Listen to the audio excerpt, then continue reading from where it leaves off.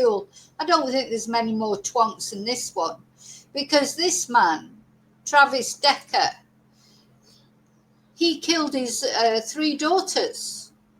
He's estranged from his wife, and he had like a very minimal custody of the girls. Paityn, Olivia, Paityn's the oldest. Olivia, I think, is the second oldest. Like, let me check, because it's important to get these things right, isn't it?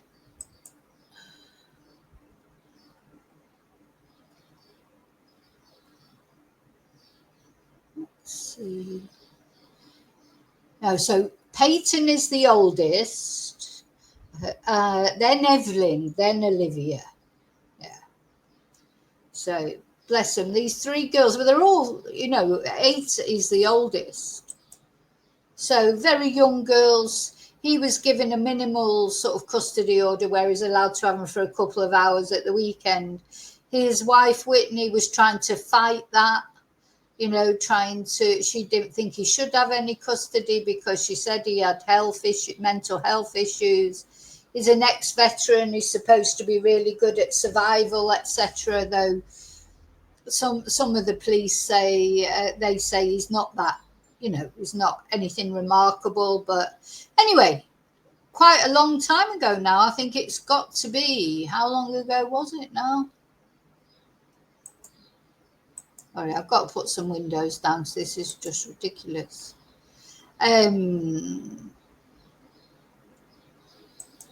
It's got to be 2 months ago now, surely.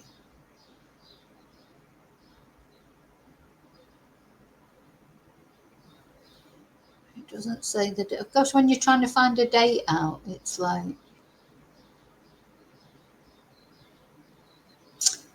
So yeah, Paityn is 9, Evelyn 8, and Olivia 5.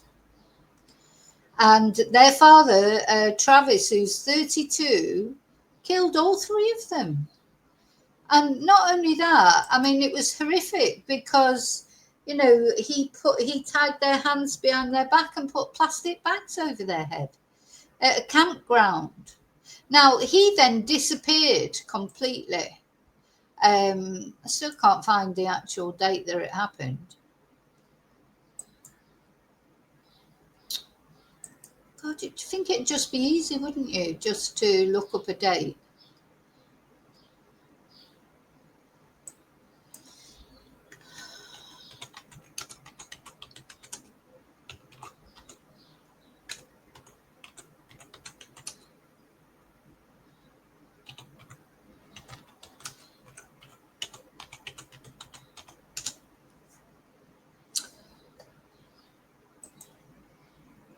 I think it was in June. June the 2nd. June the 2nd, and we're now on the 17th of July. So it was a long time ago. And these poor girls were found dead near a Washington state campground. And since then, nothing is known of Travis. I mean, there's been a couple of false sightings. I mean, these sightings, they waste so much police time, don't they? Because obviously, if the police, let me take that off now because I just want to show you this news article. I know, people's heart is in the right place when they report sightings of people like this. But it wastes so much police time, they have to go and chase it down. There's been 2 sightings, supposedly, of Travis, at least 2, that the police have had to go and waste time and effort researching, and it hasn't been Travis. I would be very surprised if this man is still alive. I think he was probably dead right from more or less day one. I'm just surprised they haven't found his body in the vicinity of the girls' bodies. But he may have gone into the water, or he may have gone and taken his life somewhere where he knew he wouldn't be found quickly. Maybe he didn't want to be found. Maybe he wanted to waste police time. But then I think, well, why would he? I mean, once he'd killed those girls, why would he want to, stop the police from finding his body. He left the girls openly. The girls weren't hidden at all. They were right near his truck. His dog was there, all his belongings, his phone, etc.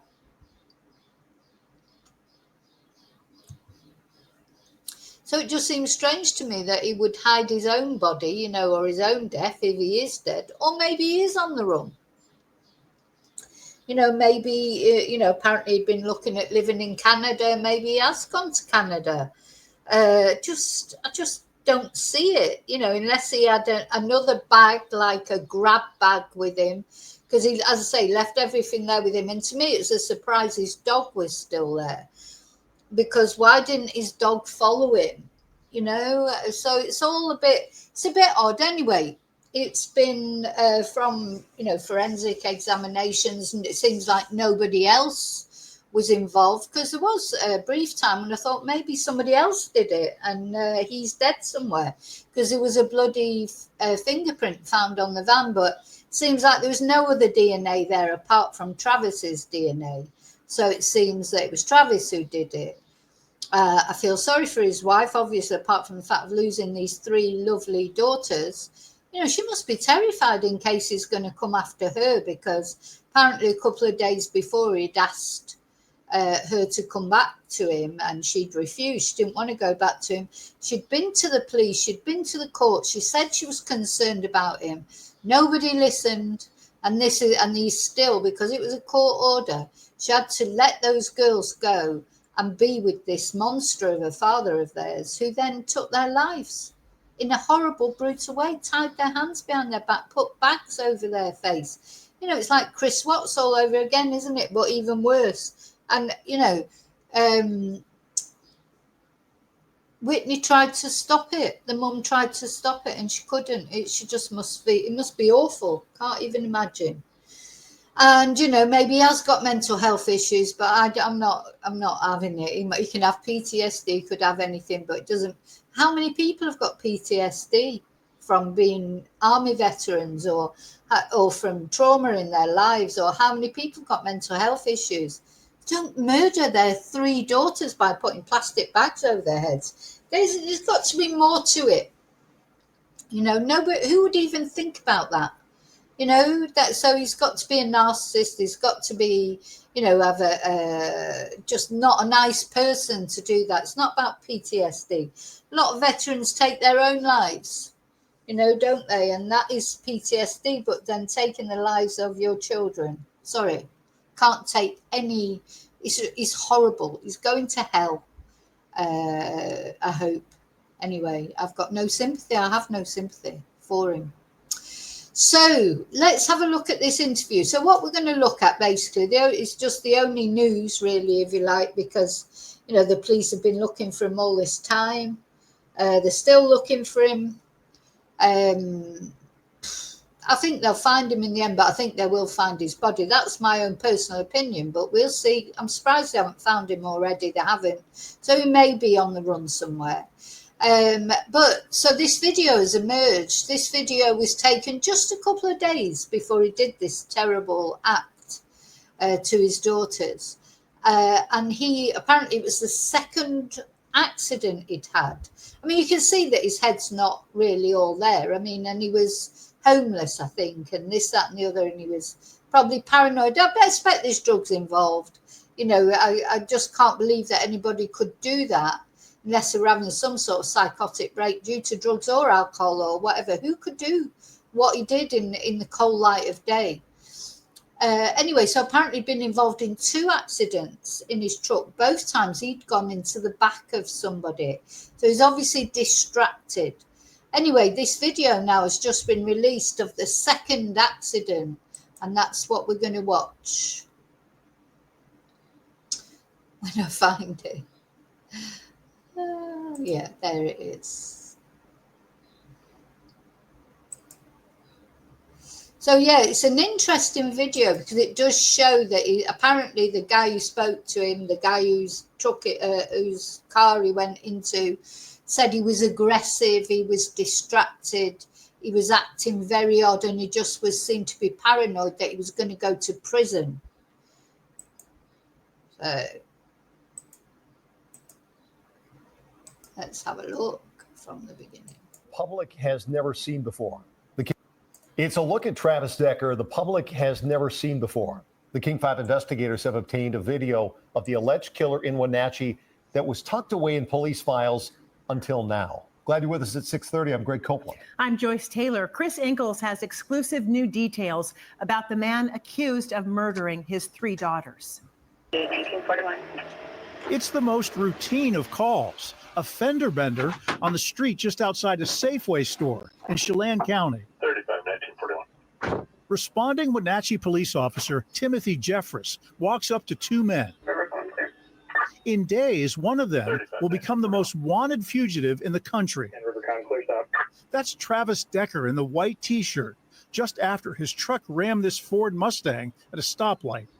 The police report says Decker was cited for no insurance and following too closely.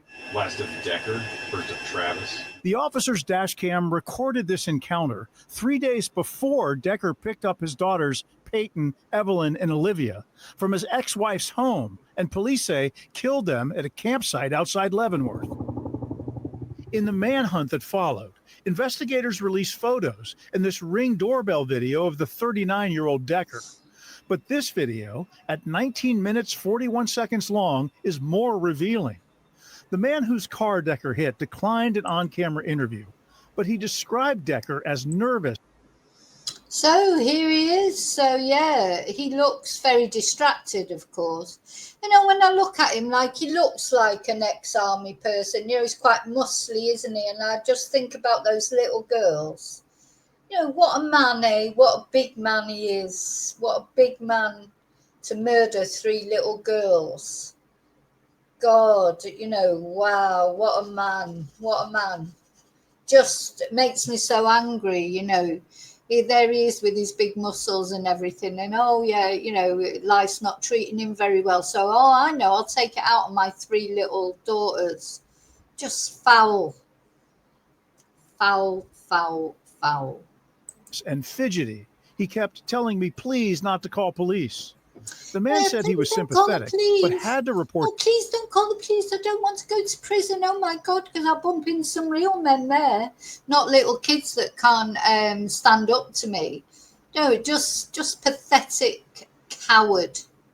Pathetic coward. Oh, no, don't ring the police.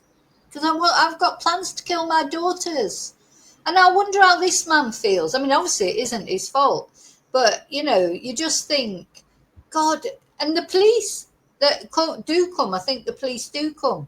How do they feel? Everybody will be thinking, oh, maybe we could have done something. Maybe we could have stopped. Everyone will be blaming themselves except him. Because he'll have either taken himself away from this planet or he'll be living rough and just try and go off somewhere and start a new life. What a coward. Look at him. He's broad, he's muscular. Just overpowered those girls and murdered them brutally. Foul. To crash. And Decker looked almost intimidating to me, although it was more a vibe than anything Decker said. Yeah. In the video, we see Decker with his arms crossed, looking almost bored. Then he walks over and leans against his truck. Later, he sits on the bumper and then rests his head on the truck bed like he's exhausted. But it was the conversation with the crash victim that was the most unusual. I could tell he was not in his full senses, the man said, describing Decker's odd questions and answers and his body language. Decker complained, I'm going to jail, and the man couldn't seem to convince him that he wouldn't be jailed over a minor traffic accident. Now, the thing is, this is another thing that makes me think he's probably deceased. Though sometimes men like that, twonks like that, men or women, they haven't got the guts to do it to themselves. Do you know what I mean? He's like murdered his 3 little daughters who were defenseless. But he probably hasn't got the guts to do it to himself. He'd be too scared. He should be bloody scared as well, because he knows exactly where he's going, which is to hell. But if he's worried about going to prison for a traffic offence, he's not going to want to go to prison, is he, for killing his 3 daughters? He's obviously concerned about going to prison. So that's, I do feel that he may have taken his life. I don't know. And when they said there was a bloody fingerprint on the truck, because he didn't kill the girls. You know, there wouldn't have been any blood, I don't think, from what he did to the girls, because it was, you know, as I say, tying their hands behind their back and putting a bag over their head. Do you imagine what that was like for those girls? Oh my God, unless he did shoot them. I don't know. You know, I don't know. The police hasn't released anything like that. Just doesn't bear thinking about. Maybe he has done something to himself, but yeah, big man, big coward, scared of going to prison. Yeah. In the days after the girl's disappearance in early June, we reported on court records revealing Decker's mental health issues, that he was homeless and living out of his truck. This was one of 2 car crashes that may have been more evidence that the former Army Ranger was spiraling out of control.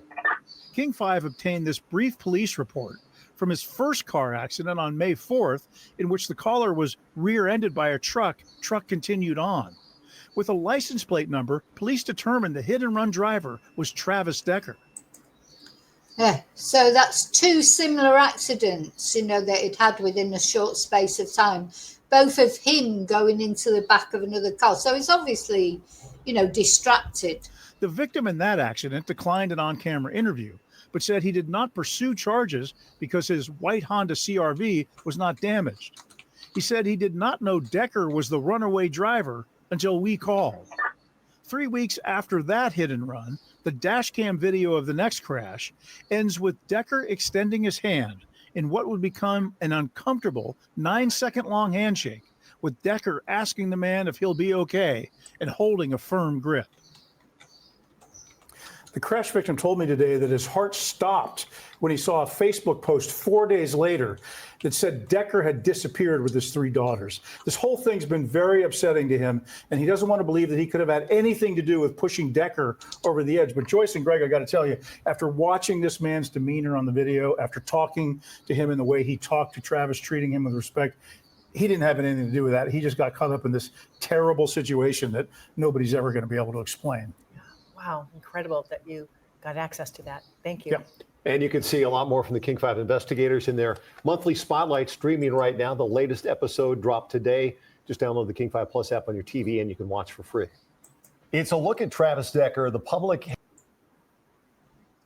So I just want to show you that because that's the latest thing that has come out about it. Hopefully there'll be some news soon. He'll be either caught or they'll find his remains. I can't decide what I think is a preferable outcome. You know, I wouldn't care if he was deceased, of course, but then it'd be quite nice if he was brought back to face up to what he'd done. So, you know, I don't know. But anyway, whatever it is, I'm not in control of it. He's in control of it. If he was any sort of a father, he would come back and face the music for what he did to these beautiful little girls, wouldn't he?